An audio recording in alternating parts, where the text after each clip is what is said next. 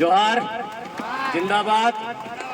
सबसे पहले यहाँ पर खड़े जितने भी आदिवासी, गैर आदिवासी, ब्राह्मणिया हो कि ब्राह्मण हो कि मजदूर हो कि किसान हो, चाहे वो कोई चपड़ासी हो, सबके लिए एक बार जोरदार तालियां बजाओ। ये जो लड़ाई है, इस लड़ाई के लिए हमें ऐसा पानी डरा नहीं सकता। इसलिए विक्रम भाई, वीरेंद्र भैया आए थे छतरी लेके, तो मैंने कहा मेरे भाई जब पानी में भीग रहे हैं, खड़े हैं, तो मुझे अधिकार नहीं है कि मैं मंच पे आके छतरी के नीचे भाषण दूं। और ऐसी स्थिति में जब छतरी तो दूर, घर की छत भी गायब हो रही है अपनी। अब तो जमीन के नीचे गड्ढा खुदने वाला है। आपके जमीन के नीचे सोना है, आपकी जमीन के नीचे ग्रेफाइट है, आपकी जमीन के नीचे चांदी है, बॉक्साइट है, लोहा है, खनिज के जितने भी करोड़ों अरबों रुपए के मिनरल्स है, वो सब आपकी जमीन के नीचे है। आपने कभी सुना है कि कोई बाईपास अलीराजपुर के बीच में से निकल रहा है? सुना है क्या आपने? किसी बाजार के बीच में से बाईपास निकलते हुए देखा आपने? कहां से निकलता है? मैं आप सबसे पूछना चाहता हूं, बाईपास कहां से निकलता है? गांव की जमीनों से निकलता है, मजदूर किसानों की जमीनों से निकलता है। बाजार की तो 1 इंच जमीन लेने की हिम्मत नहीं है किसी भी नेता में।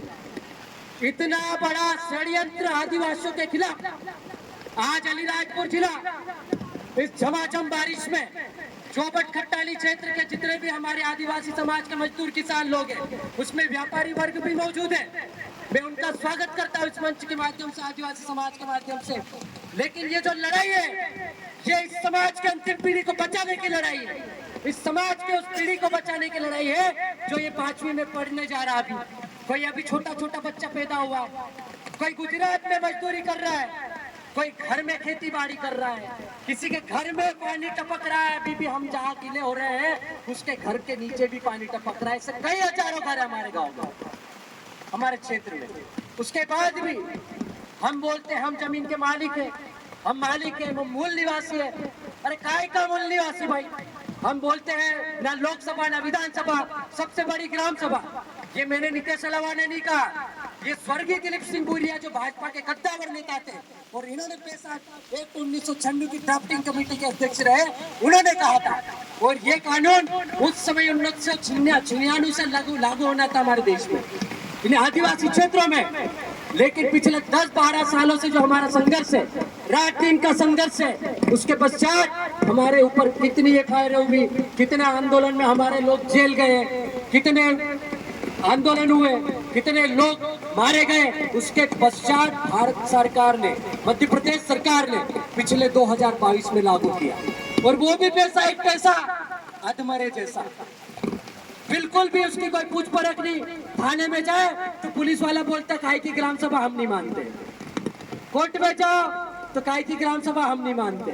और सरकार बोलती है कि पैसा एक्ट लागू है, ग्राम सभा का प्रस्ताव ठहराओ, पहले लाओ। कई गाँव ऐसी स्थिति में हमारा आदिवासी समाज कैसे जिंदा रहेगा भाई? कैसे रहेंगे हमारे बड़े छोटे छोटे बच्चे आगे? यदि आपके पास जमीन नहीं बची तो काय का आदिवासी? आदिवासी की परिभाषा ही जमीन से शुरू होती है। आदिवासी की परिभाषा ही जल जंगल जमीन से जुड़ी हुई होती है। आदिवासी की संस्कृति सभ्यता इस धरती से जुड़ी हुई है।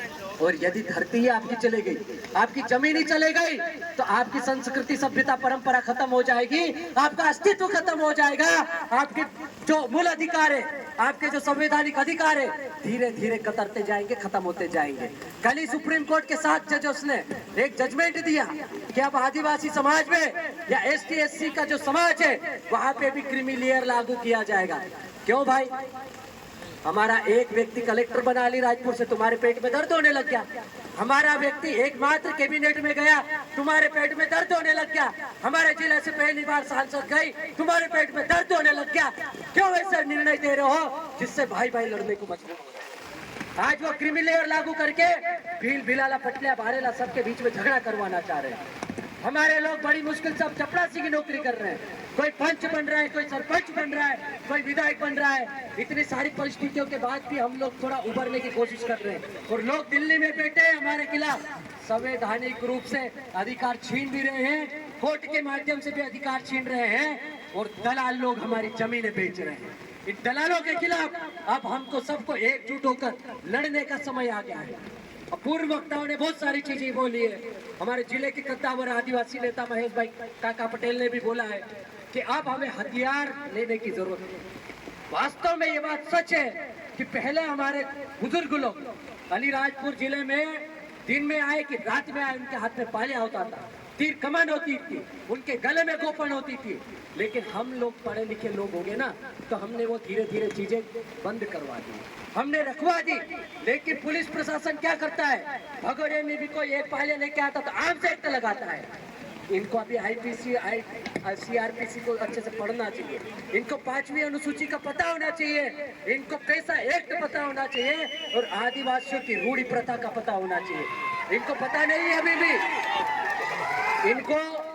इनको ये पटेल को कब याद करते हैं, जब इनसे झगड़ा नहीं समझता है, तब गांव के पटेल को बुलवाते हैं, पटेल ने सरपंच तो आओ झगड़ बांध दो।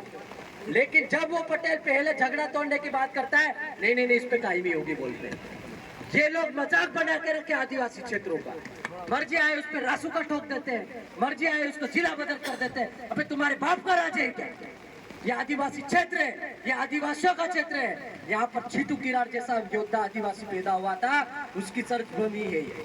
यहाँ पर पृथ्वीलाल भूरा जैसे बर्जर के क्रांतिकारी भी पैदा हुए। यहाँ पर आलिया भील जैसा आदिवासी लड़ाकू भील भी था, और ये आज भी उसका डीएनए खड़ा है। ये बारिश में भीग भी सकता है। तीर कमान से तोपों का सामना करने वाली कौम भविष्य में जरूरत पड़ी तो तीर कमान वापस उठा लेगी, लेकिन उसके लिए मजबूर मत करो आप। अभी हम लोग पढ़ लिख गए हैं, हम लोग संविधान जानने लग गए, तो हम लोगों को समझाते हैं। हम गांव-गांव में जाके बैठकें करते हैं, उनको ये बोलते हैं कि हमको गोपन पाले तीर कमान को घर में रखना है, अभी कलम से लड़ना है। हमको पता है, मैं आपको उकसाना नहीं चाह रहा हूँ, मैं आपको भड़काना नहीं चाह रहा हूँ। अल्ट्राटेक में जिसकी बात हो रही थी 2 दिन पहले ही धरना हुआ था, वहां पर 2 आदिवासी समाज के मजदूर लोग मारे गए।